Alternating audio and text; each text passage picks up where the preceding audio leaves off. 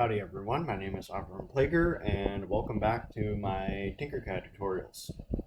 Today we'll be going over some more of the fine controls in TinkerCAD and some more object designs in the workspace. So to begin, you'll see we have our design from earlier. We can highlight over our design and click Tinker This. This will open up our design automatically. And now you can see we have our design from the other day. We can zoom out by scrolling our scroll wheel backwards and zoom in by scrolling our scroll wheel forwards. Right now we're in perspective view. You can switch to orthographic view if you'd like a more mechanical view of your object. And you can click on the faces on this cube here to click the front face. You can also use these four arrows here to move the object like you'd want. This moves it to the right, to the left, up, and down. I would recommend using orthographic view when you're making a lot of changes to your object because it allows you to only focus on one axis of your object and edit it from only that axis. Perspective view is good once you've made your changes and you want to make sure they look good. You can also fine-tune your zoom by using these plus and minus controls, zooming in a little bit and zooming out a little bit. If you'd like to fit all of your objects in one view, this outline here does it. And if you want to switch to your home view, this is good as well if you want to fit everything on the work plane. But if you just want to focus on one object, you can click this highlight button. You can also edit your grid. The grid is basically your work plane. You can use millimeters, inches, or bricks if you're working with Legos to do in TinkerCAD, which I'll do a future tutorial on that. But I would recommend you stick to millimeters because that gives you a little bit more control. You can also set your presets of your bed to a certain 3D printer. If you have a 3D printer here, you can set it to that bed so you don't over-design your object that it doesn't fit on your bed. You can custom set the dimensions of your workspace, but now we'll leave this like it is. We can click cancel since we aren't going to make any more changes. And you can also set your snap grid. Your snap grid is where each of these points snaps to. So now we have it set to 1 millimeter. So it's always going to make 1 millimeter changes. And it's never going to make anything more or less than 1 millimeter change. So you can see if we edit our height of our object, it goes in 1 millimeter increments and never more, never less. Same with all of our other dimensions.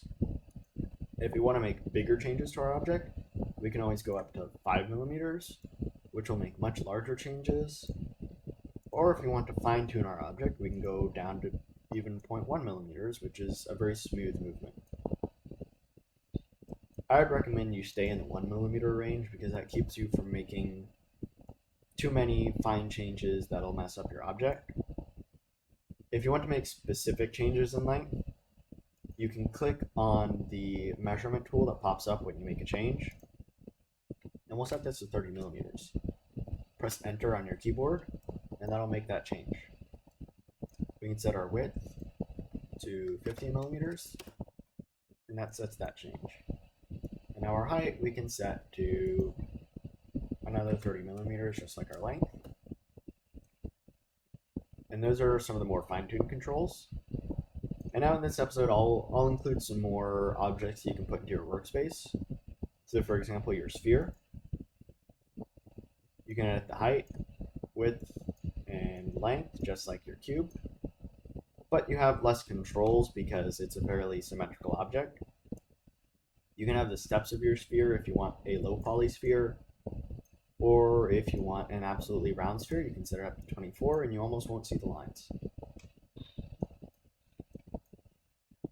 You have a roof, which is basically just a wedge, and you don't have any controls over the exact dimensions of this object. You can change the length, width, and height.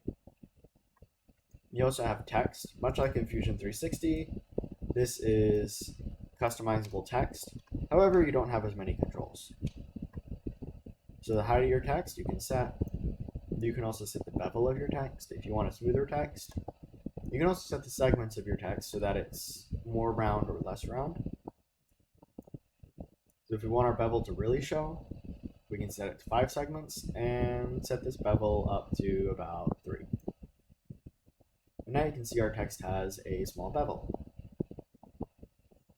You can set the text to say whatever you want by clicking in that box there and typing in the message you want. You can set whatever font you want. I'm not sure why, but TinkerCAD does not have very many fonts for me to choose. You can set sans, sans mono, or serif, but multi-language is a fairly decent font. If you want to move your objects, you can just click on them with your left mouse button and move them around.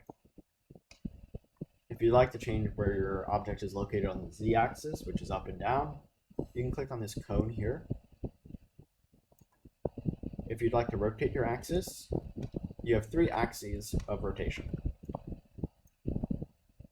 You have your x-axis,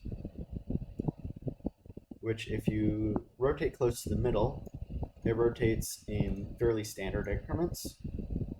But if you go all the way to the outside, you can rotate on specific increments of 1 degrees. You have your z-axis rotation, which again, you can snap it to, I think it's about 45 degrees is every one. And you can rotate it there, or you can go outwards and rotate it on a more specific plane. And you have your y-axis rotation, which again, you can rotate by specific increments or general increments. You can also set the exact incrementation that you want by clicking on the dialog box, and we can enter in 45 degrees. Now our text is at 45 degrees. However, you have to be careful in making these changes because once you set it to 45 degrees, any length changes you make are set to that 45 degrees and it will deform the object. So I would recommend if you're making changes to a specific dimension that you rotate after you've made those changes. Now you have some more objects that you can play around with, and I would recommend you play around the TinkerCAD workspace and you see for yourself what most of these objects do. I'll go into further detail the other series of objects that you have. You also have shape generators and circuits. Those I probably won't teach for a while, but I will teach text and numbers, characters, connectors, MSI Hangout space, making it home, and your shape library. For now, the last thing in this tutorial, we have a ruler. Our ruler can measure dimensions.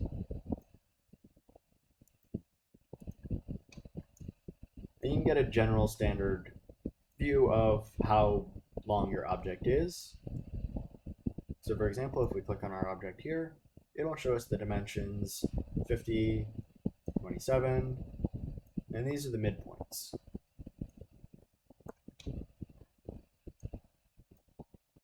You also have notes that you can set on your object. So for this, we can set this as our first object. And now, when we look at our work plane, that note will pop up and we can see whenever we have multiple objects in our workspace, we can name them and they'll show up. Thank you for watching. Remember to like and subscribe, and consider becoming a supporter of my locals community by clicking the link in the description.